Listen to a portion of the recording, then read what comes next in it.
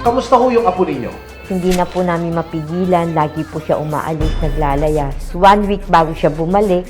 Kung di pa ho namin hanapin, di pa ho namin makikita, hindi ho talaga siya uuwi. I-rehab po siya kahit po pansamantala lang para ho, maiba lang yung niya sa buhay, mailayo lang siya sa barkada. Bakit ho?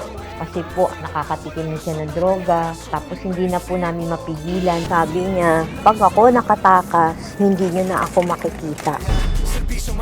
Sinira po ni kahapon. Dito po siya dumaan, ginamitan niya po ng gunting.